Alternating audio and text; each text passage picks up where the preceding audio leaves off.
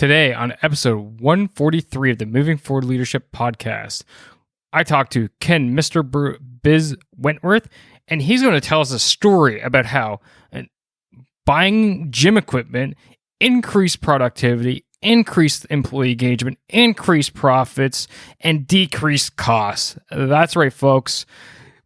This is a good one. So, are you ready for this? All right, let's do it.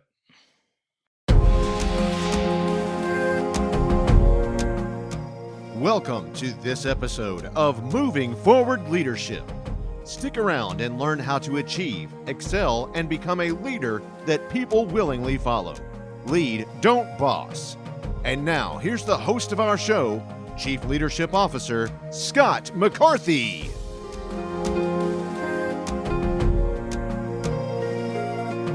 Welcome all to the Moving Forward Leadership Podcast. It is your Chief Leadership Officer, Scott McCarthy, and it's so great to have you here at the podcast where we talk about the three domains of leadership, and that is leading yourself so that you can be the best leader that possible, really, so that you can lead your team, so that you can have the high-performing team that every company wants, and lead your organization so that you can increase that organizational output.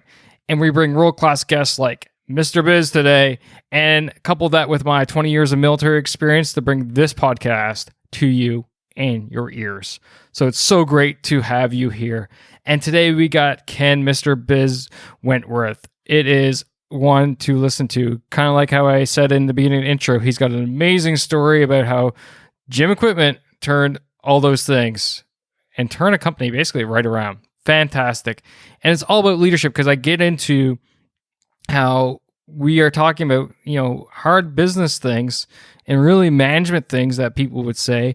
But to me, this is part of leadership. If you haven't listened to my Monday Leadership Minute episodes about the three components of leadership, then maybe you should have a quick listen to those, especially part 2. So I'll have those in the show notes as well. But nonetheless, who's Ken? He is Mr. Biz. He's a strategic business partner, and he works with business owners to help them operate more profitable and more efficiently. He's got a couple best-selling books out there, Pathway to Profits, made it to #1, and How to Be a Cash Flow Pro.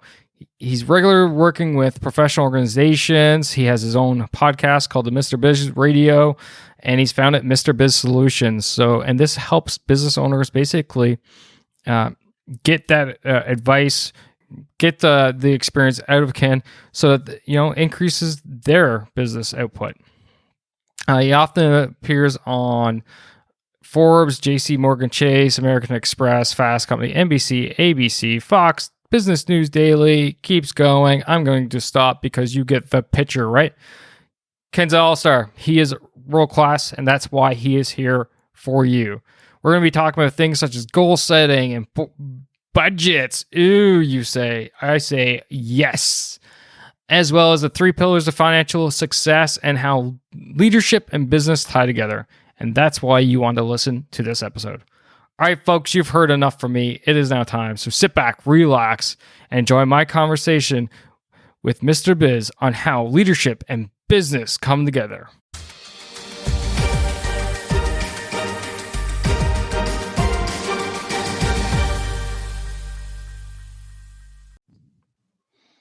Ken, Mr. Biz Wentworth, welcome to the Moving Forward Leadership Podcast, man. So good to have you here today. Yeah, thanks, Scott. I'm honored to be here and looking forward to it. Awesome. So with all my guests, what I love getting them to do is just giving them a bit of background about themselves, who they are, where they're from, how they got to where they are today. Why don't we start there, and then we're going to dive into, you normally say nuts and bolts. We're going to talk about a lot of money today. So let's talk about, then we'll dive into the coins and bills, shall we? That sounds great. Yeah, I worked in the corporate world at a Fortune 15 company for about, let's just call it 20 plus years. We don't have to be specific. Okay. We don't need to date anything here, but, was very fortunate there. I got to do a lot of different things. I guess to back up a little bit further, my undergrad is in accounting, my master's degree is in financial management. So I've always been a self-professed numbers nerd. But very interested in the overall process of business. And so working at a company that large, was able to do a lot of different things under that umbrella of a Fortune 15 company, and I just reached a point where I knew that I could be making a bigger impact and helping more people, and I knew it wasn't going to happen in that Fortune 15 environment any longer. And so I decided I was going to resign. I had no idea what I was going to do next.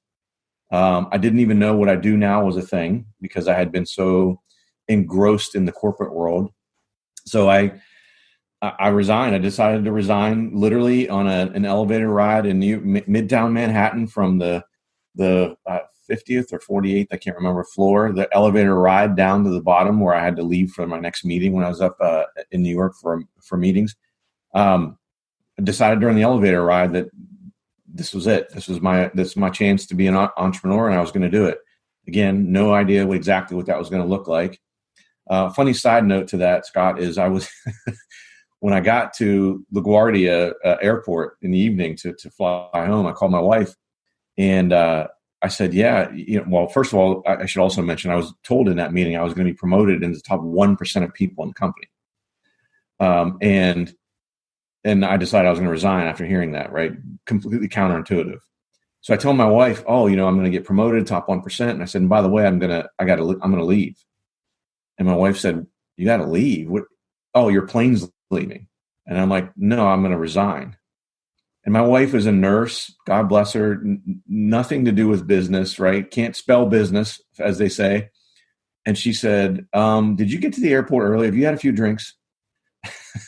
So I said, no. I said, she said, why don't you take a nap on the plane ride home and we'll talk about it. So decided to leave the corporate world, let my boss know I was going to resign in March. I said, I don't even know what I'm going to do next.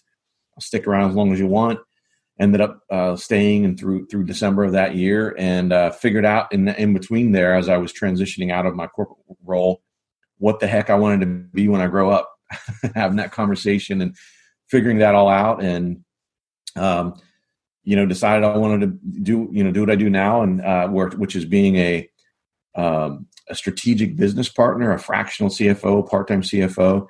So think of it this way. And again, I didn't even know this was a thing, before I left the corporate world, but think of a business owner that is really, really good at the products or services that they provide, but maybe they don't have the business experience to be able to know how to run the business most efficiently, most profitably. The simple example is Paul the plumber, who is a really, really good plumber, but doesn't have the business experience. And so those types of people, and that's just one example, of course, a simple example, but those are the types of people that I can really help tremendously, because I can fill out the overall picture of them, right? They're really good at the business, and I can help them run the business. And then they don't have to be in the weeds and worry about those types of things, and I can be their CFO. Think of a business that needs that financial expertise, but doesn't need someone full-time. It's not a large enough company. It's not a full-time job. I can help them on a part-time or fractional basis, with those financial things, be their CFO, and help them with, talking with their bankers. A lot of people get intimidated. Like they don't even, they don't know the language, the banking language, as they say, and helping them with things like that, helping them make sure that, how do they put together a budget? A lot of people don't understand, and they get intimidated by it. So they say, oh, you know what? I don't know how to do it. I'm just not going to do it. So, and along the way, I've written a couple of best-selling books. I've got an online course. I've got a subscription service. I mean, we've just branched out. The whole goal is, I heard one of these entrepreneur gurus say this one time. I had never thought about it this way. He said, if you have an expertise that can help people, and you're not doing everything you can to get in front of people so they know that you can help them, in some ways you're being selfish. And I'd never thought about it that way until then. And it's really true. How would someone in Manitoba know, right? Maybe they need help with their business, but if they don't know who the heck I am, they don't know that I can help them. And especially during these challenging times that we're all enduring with the pandemic, you've got so many business owners that are struggling, and some of them closing their doors. And it, honestly, breaks my heart. And every time I see those headlines, or I see about another business closed, I think, gosh, if only I could have, maybe gotten to them and helped them I may have been able to help them, manage through this. I've got clients that are having their best year ever in 2020 with the pandemic because of the way we position business. And I know that sounds crazy, and I've actually gotten some negative feedback on that, Scott, because I think I envision it that some business owners that are really struggling right now, and they're thinking the last thing I want to hear about is someone else, having a record-breaking year while I'm struggling to keep my doors open and struggling to make payroll every 2 weeks or whatever. And I guess I sort of understand that a little bit, but I also think, like, wouldn't you be happy for someone else to be doing well? And wouldn't you want to try to figure out how to do well, right? So anyway, it's super. How does that not give hope? You know what I mean? Yeah. Right. And look, I think there's haters everywhere. Oh yeah. Unfortunately, and sometimes when you're really down, and you might feel like that's another kick. Like, man, I'm trying really hard, and I'm not being successful. But here's other people that are being successful. They're having a record-breaking year, and I'm considering filing bankruptcy. The contrast between those two could be a punch in the gut, I guess. That just boils down, in my mind, to mindset. You could be like almost ready to file bankruptcy and go, oh, here's another kick in the gut. Like, they're doing records and all this stuff. Or you could turn around and look at the other side and go, they're doing records and stuff. I'm almost ready for bankruptcy. What are they doing that I'm not? And how can I position myself to be more like them so that I can take advantage of what's going on? And the reality is there's too many people out there these days either expect everything given to them for nothing, or accept the mediocrity of failure and just doing stuff half-assed. I'm going to say it. Yeah. And I love the point that you said that there's haters everywhere. It's like, yes, there are. Heck, I'm trying to help people develop their leadership skills, and I have haters. Like, how is this a bad thing? Right. Yeah, and I think you're exactly right. I think it is mindset. When people get into that type of thinking, it's like, I know myself, I think of things, anytime I tackle a new task, whether it's in my personal life, business, career, et cetera, I look for people who are already successful in that endeavor. And then I look to what can I model, not copy, but model after them. What kind of structure are they following? Because especially if you're struggling in something, gosh, what's your secret sauce? Let me figure out what your secret sauce is so I can learn from it and develop myself. It's funny you mentioned that, because I've developed a goal setting program, and people ask me, like, Scott, why is your first online course, first online service goal setting? So here, moving forward leadership, we talk about what I call the 3 domains of leadership. Leading yourself, boom, goal setting right there. Because if you can't lead yourself, you can't lead anybody else. And leaders get built up through achievements, through not helping people out, etc.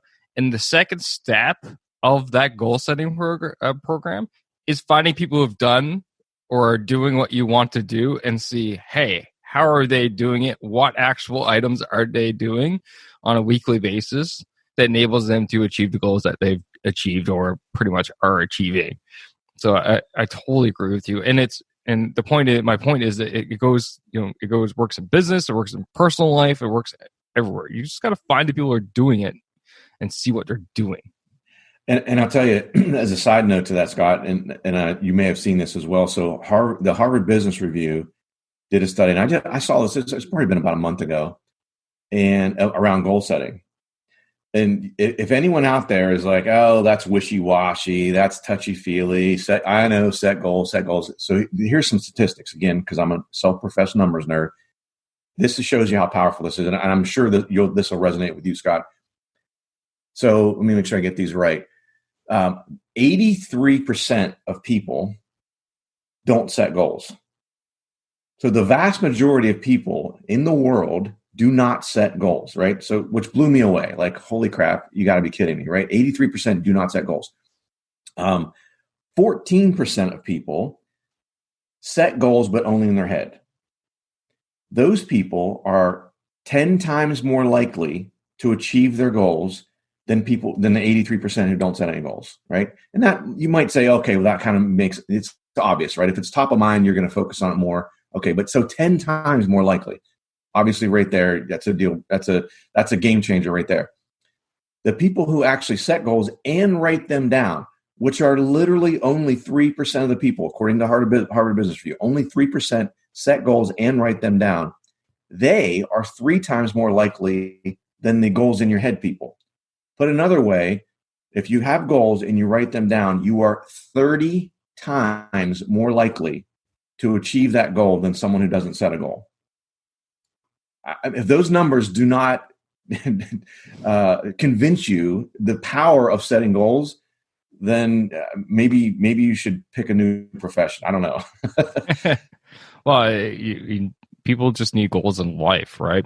And to me, we all need goals, because if you don't set goals and you don't try to strive for, to be better or do something, I find that they end up in what they call the drift, right? You're like, oh, it's just another day. It's Tuesday. Every day is Tuesday, right? Not quite as bad as Monday. Not happy like Friday, but it's Tuesday. So it's just, they go into that drift, and they're like, man, you got to get out of that drift. And I'm working right now with a online men's group as a leadership coach with them. And I can see in there a number of guys who are drifting. And it's like, and you could tell. Now, the great thing is they're in there, so they're frothy at the mouth, and they want to get themselves better. And they're going through, and they're just like, oh, I just need some tools to get away. I'm like, yeah, here are some tools. And with this group, I've provided them, access to my Power Goals program. So they're in there, and guys are going through it, and you already start seeing the results, and start just talking to them on the Zoom calls from week to week is already improvements in their how they present themselves and how they answer questions and the depth of questions that they're asking now and all this stuff. So it's super neat. But imagine, goal setting is, as we kind of transition here, it's got to be important when we're talking about money and cash flow and revenue and all this stuff too, right? So should business owners out there, the leaders who are either entrepreneurs or those who are still working in the corporate world, I shouldn't say still, but are working in the corporate world, how important is that from a cash perspective? Because it's got to be huge. Yeah. And so here's how important it is, at least to me. So I have 3 pillars of financial success, and these are the 3 things that I start with every single client business I work with. And one of those is basically financial goal setting and budget. And I usually preface that by saying, I'm about to throw out the B word, Scott, and not that B word though, budget. And I say it's the B word because I think budgeting has such a bad connotation. Huge bad rap. Yeah, people associate it with, I think they think of it the same way they think of the word diet. 100%. Right? Everybody looks at it from a limiting scope, right? But anyway, yeah, I'll let you continue. A budget can be a growth budget. In my competitive athletic days, in powerlifting, I was moving weight classes and sometimes moving up weight classes. So I was on a diet. I was on a planned eating schedule to gain weight. I wasn't eating lettuce and drinking water every day like most people think of a diet. And a budget is the same thing. If you're in growth mode, it's not limiting. It's not penny pinching. You need to be sensible about your expenses, but it's not necessarily that way. And so here's how important it is to me. When I talk to a prospective client and I mention budget to them, if they are unwilling to have a budget, that's a deal breaker. I will not work with them, because that's how much of a game changer it is. Most small and even some medium-sized businesses don't have a budget and have never had a budget. And if they do, they do it to check a box, and then they never look at it until the next year, which defeats the whole purpose. You lose the entire meaning of it. The budget is that goal setting, right? It's the financial goal setting. And then once you create the budget, from there we have, and everyone talks about these keywords, whatever, but KPIs, key performance indicators, and we'll pick out 3 to 5, no more, because you get too splintered with your focus, that are super important for that specific business, and they're key points where they are struggling. And then with the budget, every single month, we measure our performance against the budget. We can figure out quickly what's working, what's not working, why is it not working, and let's fix it right now. Let's take actions right now to fix those things, so we don't get into August and say, okay, we're 8 months into the year. Oh my gosh, we're 30% behind our revenue goal for the year. What are we going to do over the last 4 months of the year? Well, it's too late, right? Whereas if we find out in February after we get January results, where are we ahead and where are we behind? And let's figure that out. Or, maybe a great opportunity for, let's say, I don't know, a trade show or something like that pops up in August.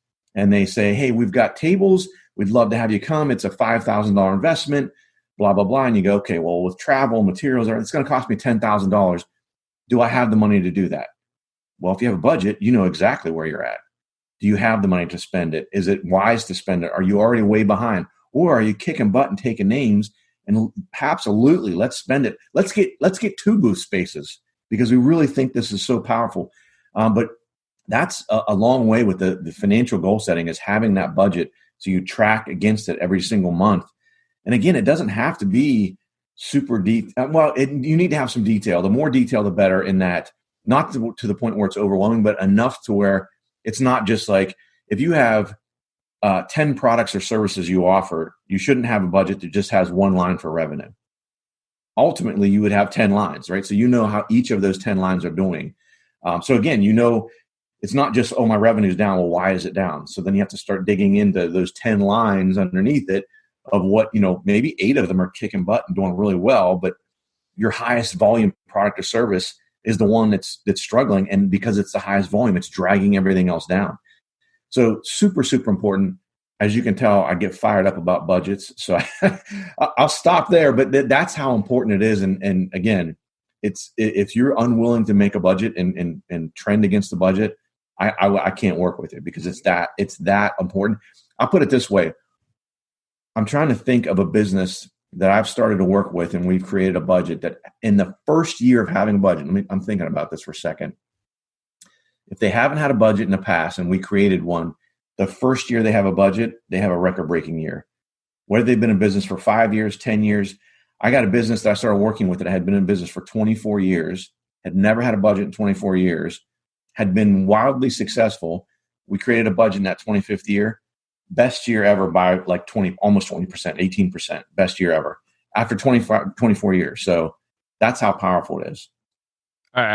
I love it, because I'll tell you why. One, at home, I am the avid budgeter. I am every day I'm in there checking, seeing what expenses have come out, what money's coming in, et cetera, et cetera, et cetera, and managing our personal cash. But I also love it from a business standpoint. So actually, by day, I'm a senior Canadian Army officer, and I do moving forward leadership on the side. So I commanded a squadron of 200 members once, and we had a budget. I think it was around 10 mil, something like that. Once you look at everything, and you're just like you said, you say budget, and everybody goes, ugh. The groans come out and stuff. So I changed the wording. I said, all right, we're gonna have a business party, folks, and everybody looked at me and they go, business party? What's that? I'm like, we're gonna break up, well, I won't say all the acronyms and basically break up the budget, and we're gonna look at it, and everybody went, oh. I'm like, no. And I explained for major reasons, like you said, it's just a plan. And I'm like, it's basically a financial plan, folks. We are Army officers. Planning is our thing. We are going to plan out how we're going to spend our money for this fiscal year. And on top of that, we're even going to plan years down the line. So I totally agree with you. Getting into the weeds is necessary. Why? Because I ended up getting my guys in the mindset of doing this type of planning. So within my squadron, it was divided up in 3 different, we call them troops, so departments, however you want to look at it. One was maintenance, one was transport, another one was supply. And we would rotate our vehicle fleets every year. I said, right. So we know we're going to hold on our vehicles between 5 and 6 years. We know on average we burn through tires 2 to 3 years. So when a new vehicle comes in, we should be planning 2 years out that we're going to be budgeting for replacement tires for those vehicles. And another 2 years out, before we rotate them out, we should be budgeting for those tires again. And the guys are like, oh, I'm like, this is how we plan and this is how we budget, so that when we get our allocation for the year, we know how much money on average we spend in operations. We know how much money we spend on maintenance. We know how much. And then we can do an analysis to determine, do we have a surplus? Do we have a deficit? If we have a surplus, great. Where are we going to invest that money? Yep. And that enabled me to retrofit our gym that we had, a gym that we had in our building. Mm-hmm. Why? Because I knew and I was comfortable with the budget that I was able to go out and buy that equipment and not be at the end of the year where I had a surplus and would have to turn it back in because we weren't spent. So no, budgets are huge powerhouse tools that just don't get enough attention. And I love what you said too, Scott, about thinking not just in the year. So the advanced budgeting, I'll call it, is more the strategic view of not just the immediate year you're in, but thinking, 3 and 5 years out, just like you had mentioned. So I'll give you one quick example. So I had a business owner. I started working with him. He was doing about $1.5 million a year in revenue. And I said, what's your ultimate goal? He said, well, honestly, I want to retire in 5 years. I want to step away from the business and I want to exit the business and sell it. And from everything I can see, I need to maximize that. I need to build this business to be a $5 million business in 5 years. So I said, okay, let's start there, right? Let's start there and reverse engineer the process. In year 5, we're going to be at 5 million. Where do we need to be in year 4? Where do we need to be in year 3, year 2, and the end of this year? So let's make that plan. And now we know how are we trending versus that. And that holds particular attention for him because he knows if I want to get to the retirement that I really desire, I need to make sure I'm hitting these milestones each of these years, right? And you don't have to have a full detailed budget for each of those years, but you need to know what those targets are as you go along. So when you're setting the budget for year 2, here's where we need to be. If we fell short in year 1, how are we going to make up that gap? Are we going to introduce a new product? Are we going to hire a new salesperson? All those sorts of things to have that really strategic vision to ensure we get to be that $5 million business in year 5. I love that. I love that approach, and the reverse engineering. I think it's one of those things that a lot of people don't really take in consideration often enough when they plan in general. When just as they just planning, and that's actually the next online course I'm working on. Oh, little side note. That is it's online. It's how to plan like we plan in the Canadian Army and how we plan as a military officer. And we start from this endpoint. What's our end state? Where do we want to be? And work our way back. And what are all of those big milestones you have to hit? What are the tasks associated to all these milestones? Are there gaps? Are there overlaps, et cetera, et cetera? So that's where we're coming from. And like you said, it works in budgeting. It works in planning operations. It just works. So I love the budgeting. I love talking about it. And I love our viewpoints on it and how we're very similar. So budgeting is obviously a big thing for you. So let's dive into more of those things that really strike a chord with you. What's something else that as business owners out there, as the entrepreneurs listening, the leaders in those corporate areas that corporate businesses working right now, what is something else that's not getting the love like budgets that should be getting the love?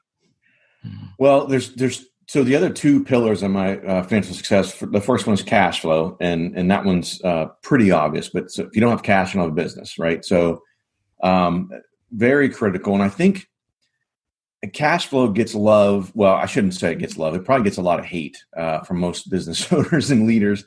But it's I think a lot of the challenge that comes that owners and entrepreneurs face with cash flows because of a lack of understanding in some situations.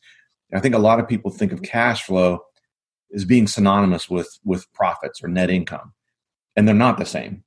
And I think a lot of owners or entrepreneurs do what I call faking the funk. They know they should know about cash flow. So if you ask them, they say, oh yeah, sure. Yeah, I understand it, because they know they should know it. But now they're like, well, I don't want to say I don't know it because I'm going to feel really silly because I should know it. And I maybe don't understand as well as I should. But so I think that's really important, is understanding cash flow and exactly what it is. And the really simple way of thinking about it, forget your profit and loss statement and balance sheet and all this other financial mumbo jumbo. Think about it this way. Cash flow in its barest essence form is your checking account. When money comes in and when money goes out. That is cash flow, like at the absolute, baseline level. and think about it that way. Sometimes you could, depending on your accounting, you could be looking at your P&L statement and it says you're making money, yet you look at your bank account and you are overdrawn. And you say, wait a minute, that makes absolutely no sense whatsoever. These two things don't jive. How can I be making money, but I have no money to pay my bills? That doesn't make sense. It can happen.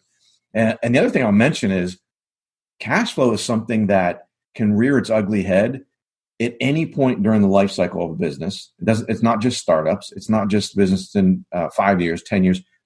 As a matter of fact, Amazon ran into some cash flow issues about 10 or 12 years ago. Now, they weren't as big then as they are now, but they were still a behemoth even 10 or 12 years ago. And a lot of people don't know that.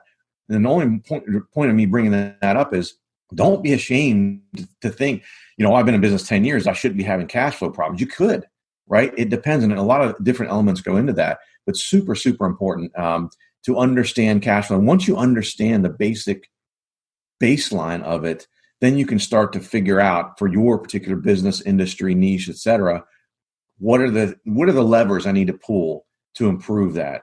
So very, very important there. And then the third pillar is pricing. And I know a lot of people kind of roll their eyes and go, well, of course, but pricing contains what I like to call the silent business killer. And the silent business killer is a product or service that you offer that actually loses money for every unit that you sell. And I call it the silent business killer because when I bring this up to an entrepreneur, an owner, et cetera, a leader, they say, well, Ken, why would I have a product or service that's unprofitable? That's silly. I don't have any of those. That's why it's silent. You probably do. I would say probably 70% of businesses I've worked with over the last several years have at least one product or service that is losing them money for every unit they sell, and they have no idea. That's why it's a silent business killer, because oftentimes that unprofitable product or service is their highest volume seller. So they're out there, and or their salespeople are out there selling whatever that is like crazy, right? Running off the shelves like crazy, but they're having trouble making payroll. They say, look, my sales are way up, but why is it that I can't, I'm struggling. I got to tap into my line of credit to make payroll on Friday, but my sales are up. This doesn't drive. It doesn't make sense. And oftentimes it's that silent business killer that you don't realize that is actually losing you money for every unit you sell. And the way I broke it down for one business owner that I was working with is I said, literally for every one of these widgets we produce, you need to withdraw $100 bill and tape it to it and send it off, because that's exactly what you're doing. You're paying the customer $100 for the privilege of making that widget for them. I know it sounds crazy, but when you think of it that way, it kind of gets people, fired up, and they go, wait a minute, wait, Brett, back up. What the heck are you talking about? But that's another one of those things that I think people don't realize. And a lot of people with their pricing, they set it and forget it, or they set it and they say, oh, every year I'll raise my prices, 1%, 2%, 3% maybe, just like everybody else. That's not always the right answer. It's not always the right answer. And when I say check your pricing, I don't mean just, let's just raise prices 10% across the board. That's not the answer either. So you really have to dive into it and do sort of a breakdown on every single product or service you offer to make sure that not only it's profitable, but it's profitable at the right level. I with social media and everything, I have a Mr. Biz tip of the week every single week. And one of those tips I repeat it every year because it's so important is that your net margin, and again, not to get too much in the accounting weeds or whatever, but your net margin is basically your net income divided by your revenue. And real simply, what it tells you is for every dollar of sales that you bring in the door, how much is ending up in your pocket at the end of the day after everything? So what's that percentage, right? You want to make sure that percentage is at a certain level. And what I tell folks is unless you're in the food service industry, which margins are super thin, if your net margin is less than 10%, congratulations, you have a hobby, not a business. No business should be operating at single digits other than food services because it's, again, super competitive. And there are too many businesses. Most businesses that I start working with, and that's probably why they reach out to me for the help, is because they are operating at that single digit level that they shouldn't be. And some of these businesses should be at 30, 35%, and they're at 6, 7. So they're working their butts off for very little reward. I love it. And I love so much of that. And the thing that I love the most is that often people ask me, like, why do you talk about business stuff? It's a leadership podcast. And it's all for everything that you just said there. And so behind it, I look at leadership a little bit different than what most people do. They look at leadership and they look at what I refer to as the human interaction, being that inspirational leader that inspires and motivates and does this and all that. But meanwhile, we're talking about the importance of cash flow, how you properly price things to make sure you don't kill your business, understanding a budget and planning. And everybody's like, oh, that's management. I'm like, yeah, it is. But you know what? If you don't do those things right, you're going to kill your business. You're going to kill your organization, whatever it is. And people are going to be gone. And you're going to have no one to inspire and motivate and do all those things. So how is this not part of leadership? So actually we refer to as the components of leadership, 3 of them. The human interaction part, the resource management part, and then the decision making, which ties it all together. And if you don't make proper decisions and if you don't do that, then you're going to make the wrong decisions, which in turn is going to make your business or your organization fall apart. And in the end, the merge of those 3 components is what actually leadership is to me, because that not only inspires and motivates people, but you take care of them because you're doing proper planning. You are ensuring that your services are priced properly. You have the cash flow coming in so that you can turn around.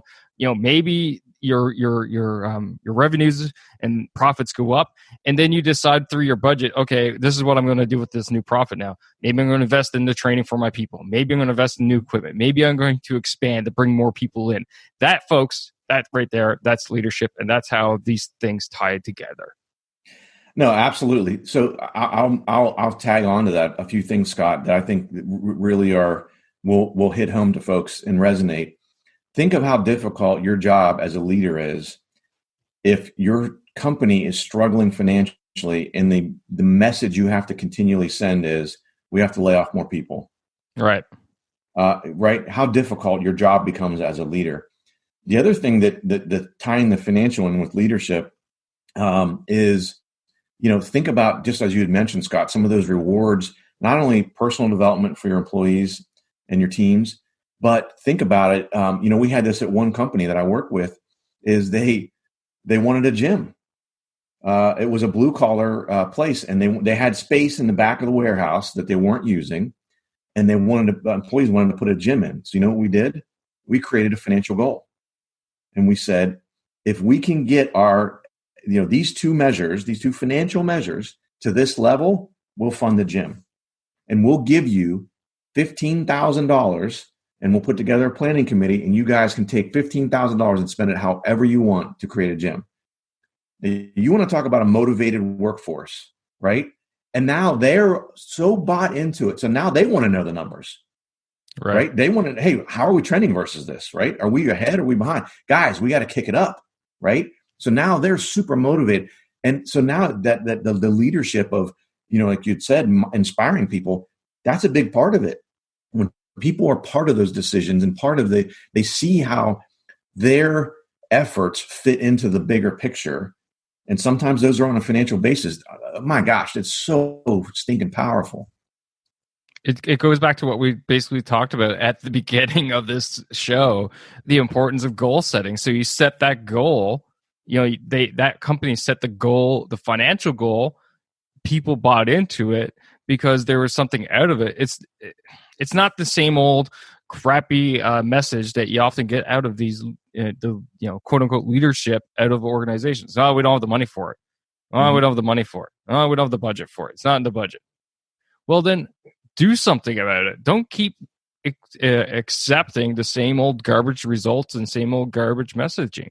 Do something about it that turns around, that gets buy-in, enables people to see the vision, buy into it, bite into the mission, and go for it, full steam ahead. And I love that example of the gym. It's fantastic. Like, hey, yeah, you want that? Great. We can do it, but this is what we need to achieve for the organization to be able to do it.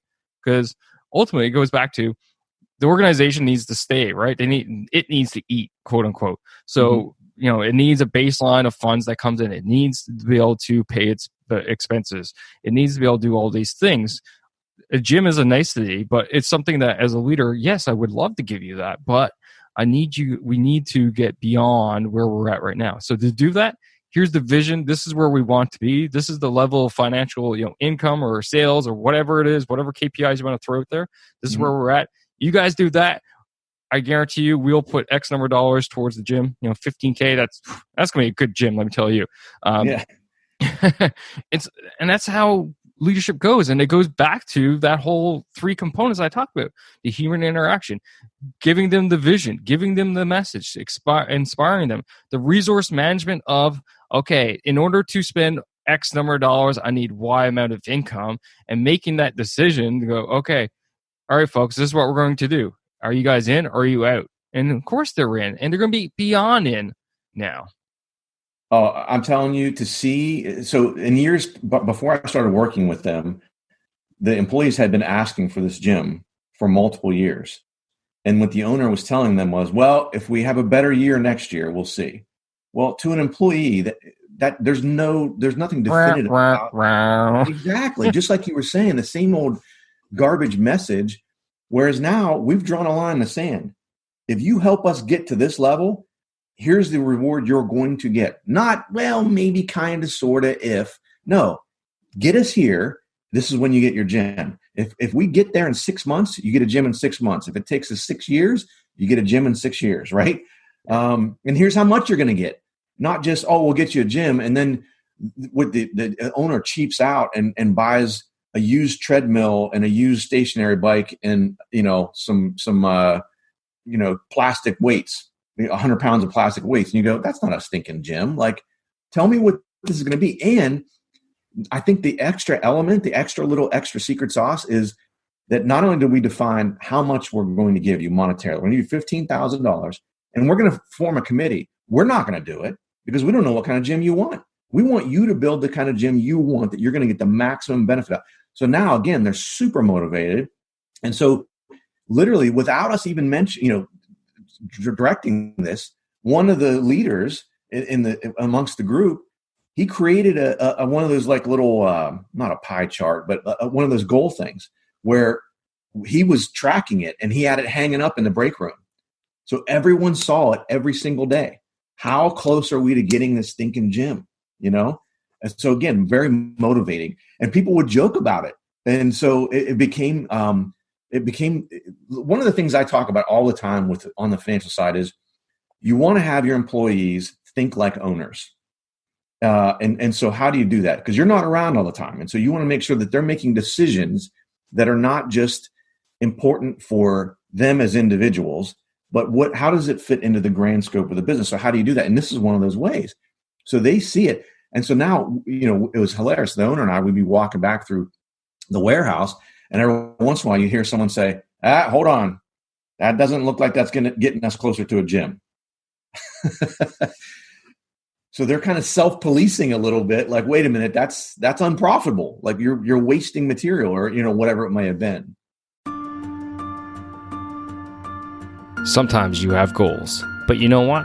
You have a hard time reaching them. And you just can't figure out why. Why is it that you can't achieve those things that you want to achieve? Maybe it's dedication. Maybe it's motivation. Maybe you haven't picked the right goals. So this is where I was not too long ago. And then I realized something. I've been developing the Power Goals program my entire life. And here it is now for you, where you can learn how to pick the right goals, figure out how to achieve those goals, how to stay on track, but most importantly, how to get back on track when you get off. So are you ready? Are ready to up your game and achieve those things that you've been meaning to achieve for so long now? Simply go to movingforwardleadership.com/power and learn more about the Power Goals program and achieve everything that you've been wanting to achieve.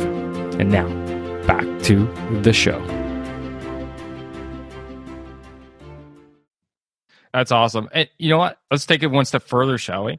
So they get the gym, and like you said, they organize the committee, which is awesome. So, and they say, okay, you got 15K. So going back to what we talked about earlier, the power of budgeting. Here's your budget. Do the best you can out of it. So they buy the best equipment. Now here to me, I don't know if this falls in your story or not, but here's how we can even take it another step further. And that's by the leadership team saying, okay, we'll give you X number of hours to work out on company time. And the reason for that, why? Well, we all know, you talked about studies earlier. Tell me how many studies out there that an hour, even as low as 30 minutes of exercise time per day increases health and decreases injuries and sickness and all this stuff. So now suddenly as a business, you have people who are at work more often because they're not getting sick, they're not getting as injured, they are not spending time at the hospital or at home or whatever.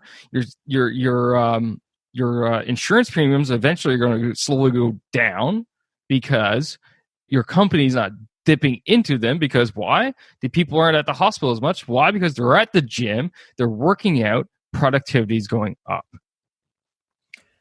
Yeah, so I promise all listeners out there, I promise Scott and I did not talk about this topic before the show, but it's going to sound like he set me up for this in a positive way, and he didn't.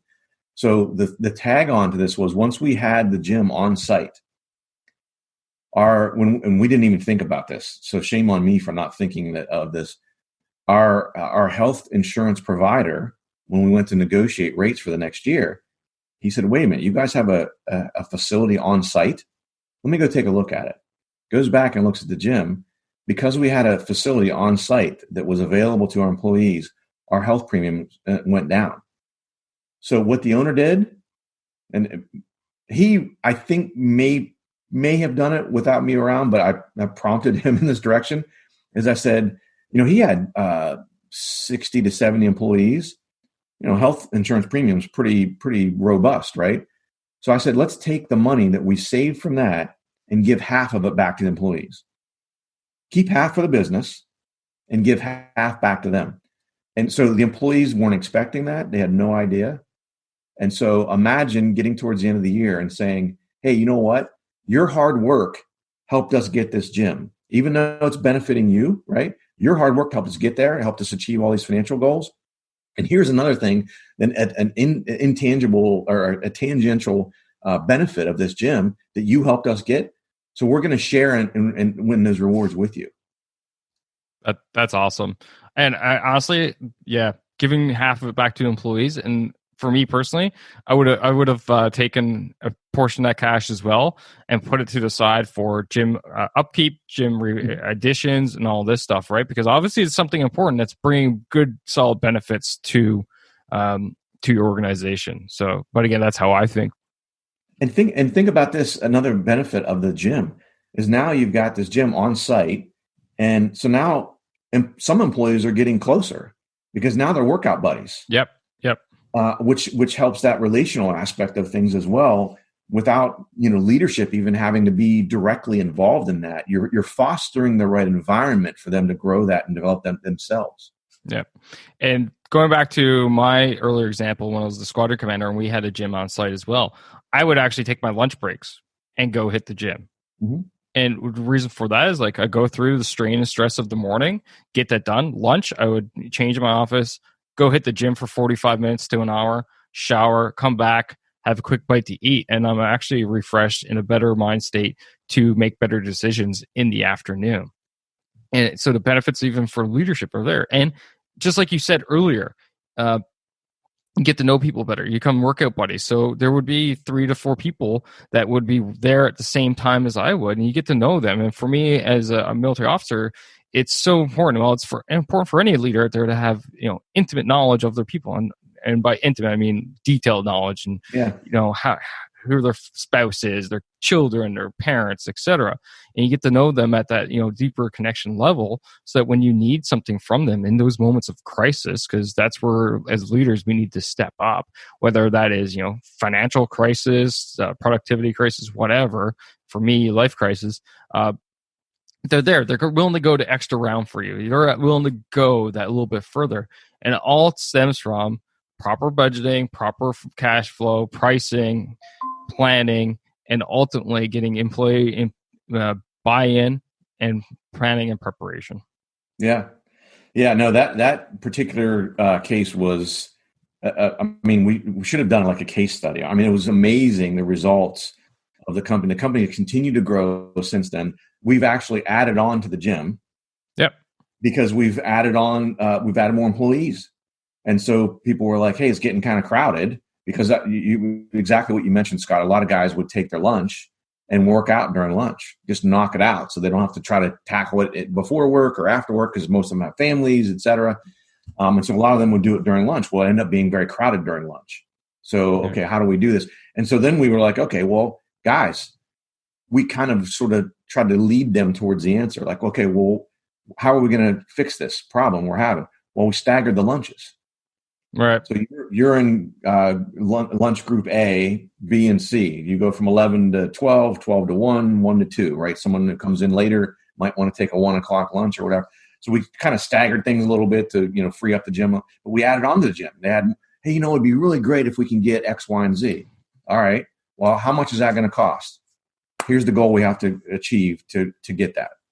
So Perfect. Same thing, just continue to do it, because we were so successful with it, with the original process. We've continued to do that. And as you said, like, they had more employees. So this is it just keeps going, right? Because now your employees go out, they have drinks, beers or whatever with their friends and stuff like this. And everybody's in the same, you generally hang with your, a similar circle. Like, yeah, it's awesome working at my company. Oh, my company doesn't have that. Oh yeah. And then all of a sudden, job listing. Chink. And yeah, we got a job listing. Boom.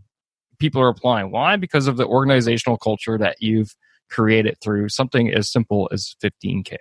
And who is the best? And look, all business owners have struggled in recent years with being able to hire folks and hire good folks. Right. Who is the best recruiter for your company? Your employees already. Yeah, because think about it. They have a vested interest in bringing in good employees. If they bring in some slacker, they're going to have to pick up the slack for them. So they don't want that. And they already know your culture. They know their friend that they might refer. Is that a good fit? Is Scott a good fit for this company? Scott's, sort of I don't know if his personality would fit here. I don't know if he would fit the culture. They can already kind of do that for you, a little bit of almost pre-screening, because they know how it is. And like you said, they're your biggest promoter, because again, they're sitting around talking with their buddies, having a couple of beers, and they go, holy crap, guess what happened today? We achieved a goal, and they gave us $15K to start a gym. And they go, what? Are you kidding me? I would love to have a gym on our facility. Oh, by the way, a few months later, 6 months later, they saved money on our health insurance premiums because we got this gym, and they gave us money back. We had no idea it was even coming. It was like an extra bonus, right? A bonus, yeah. Who does that? What owner does that? Most owners go, oh, cool, I get a new car, or whatever. And so super powerful. And again, we didn't give it all to the employees, right? We have to continue to ensure that the business is going to thrive. And so we kept half of it, which I think is more than fair. But, give some of that back. It's their hard work that got us to that point. So why not reward them with that? And they know that their efforts are being recognized. It's not just a bunch of hot air of a bunch of words like, hey, man, great. Thanks for your hard work, right? Some people need that. And I think that's important, but it's not just that. The proof is in the pudding. Show me, show me. Actions always speak louder than words, as I often say. Yeah. Okay, man, this has been a fantastic conversation. Loved every second of it, but we're going to slowly wind down here. But before we wrap up, I got a couple last questions. And one is a question I ask all the guests here at Moving Forward Leadership, and that is, according to you, Ken Wentworth, what makes a great leader? What makes a great leader? That's a tough one. I would say, for me, a great leader has to have, you have to have a high EQ. You have to have a high emotional quotient. I think for me, that's the base of a lot of it, because you don't have to have a high IQ to be a great leader, in my mind. I think being a great leader has a lot to do with empathy and being able to put yourself in someone else's shoes and not being the aristocrat, I'm the boss, and you guys are all minions. I think that empathy goes a long way, and I think the best way to have empathy is having that high emotional quotient, that EQ. Again, able to put yourself in others' shoes, because everyone's in a different situation. Everyone you lead is in a different situation, and I'll tie it back to a sports analogy, as I am prone to do. But there are certain coaches, let's say in the NBA, that maybe he's the head coach of the Houston Rockets right now, for example, that they only know how to coach a certain way. They are run and gun. They don't play defense. And so if they coach a different team, that's what they do. We're going to play run and gun, and we're not going to really play defense. Coach, we have a really old team, and we're not very fast. Well, we're going to run and gun and not play defense because that's the only style I know. That, in my mind, is a terrible leader. A leader has to have flexibility and know, again, even tying back to a little bit what we just talked about, some people, I think that high EQ helps you know how to motivate people and how to, because everyone's different. Some people need those attaboys, right? Those pats on the back. Some people need, are more focused on maybe the financial gains. Some people need a kick in the butt, frankly, right? They're motivated by that. Whereas another person, if you give them a kick in the butt, they fold like a cheap suit and they're in the fetal position on the floor, right? And so you can't use just one leadership style for everybody. Going back to that coaching analogy, you can't just play run and gun on every basketball team. You have to be flexible as a coach and as a leader to recognize the strengths. And I'll tell you, one of the things that ties back into that as well, when I was in the corporate world and we lost someone off the team, especially the leadership team, I would do an assessment of our team overall. One of the things I think we fall into, and this is getting off on a little bit of a tangent, but speaks to the flexibility, is that it's our human nature that we want to hire people that are like us. Whether you admit it or not, that's what happens, I think, a lot of times. And I think when you do that, you shortchange your team and the overall effectiveness of your team. And so I think having that EQ and having the ability to step back and say, wait a minute, we lost this particular skill set. And Sarah, who we just lost on the leadership team, was really our strength in that one area. We got to find someone who has that particular skill set to, again, round out our team. And having, again, that EQ and that ability to assess that and take an honest assessment of it, I think, and be flexible with things is super, super important. So I guess that answer was kind of all over the board. But I think they all, for me at least, in my tangled brain, they all kind of tie together. Nah, that's honestly a great answer, and I love the aspect you talked about, essentially being a leader and not folding into becoming a boss. And here at Moving Forward Leadership, the tagline is "Lead, don't boss." So truly appreciate that. Final question of the show is: how can people find you? How can they follow you? Talk about your businesses, your books, whatever. Shameless plug. It's all about you right now. Well, honestly, I would encourage everyone, follow me on social media. If you go out and you search for Mr. Biz, you'll find me, whatever platform you're on. For example, YouTube. We have a YouTube channel, Mr. Biz. There's over 100 videos out there that are all 4 to 6 minutes typically, and easy to digest, very quick, hard hitting, impactful things that you can do. Try to give you very, again, quick things that you can easily do. I've got, we mentioned 2 books: How to Be a Cash Flow Pro, Pathway to Profits. We've got a couple more books on the way coming down the road. But yeah, if you go out and look for Mr. Biz Solutions, follow us on social media. We share content at least 5 days a week on Facebook, on Instagram, on Twitter, on LinkedIn. Look me up on LinkedIn and follow me there. Connect with me. Say, hey, I heard you on the Moving Forward Leadership podcast with Scott McCarthy, and let me know and connect with me. I take requests, as they say, Scott. So if you have a topic that you think that I would be able to help with, I'll do a video on it, and if you want, I'll give you a shout out and say, hey, this question came in from so-and-so. And, I've gotten this question before, which happens a lot of times, and I'll cover those topics. But yeah, those are the easiest ways, social media, connect with me and suck up as much free content that we put out there as you can. That's what we're here for, right? Answering those questions and putting out free content. Okay, man, it's been fantastic. Actually, before I even wrap up here, a reminder to the listener, it's easy for all the links. It's in the show notes. Go to movingforwardleadership.com/145.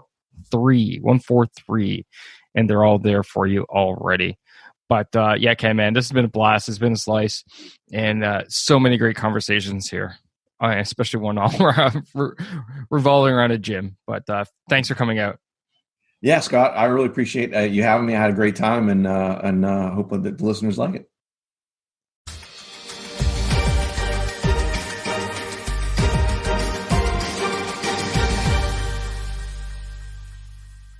All right, that's all I got for you fine folks today. I hope you enjoyed the show. I hope you enjoyed the interview. And most importantly, I hope you got something out of it. And if you did, remember R squared, S squared, right? Rate and review the show so that it gets a little bit noticed, a bit more. But most importantly, I can help more people, because that's what I'm here for. That's what my guests are here for, is to help more people become better leaders and not being bosses, right? So remember that. R squared, rate and review. S, share the show. Share this show with someone who you think can relate to the podcast as a whole and today's topic. And then finally, subscribe. Subscribe so that you never miss another episode. And you can do that via your podcast playing app of choice through movingforwardleadership.com/subscribe. That's it for today, ladies and gentlemen. And as always, stop bossing and start leading. Take care now.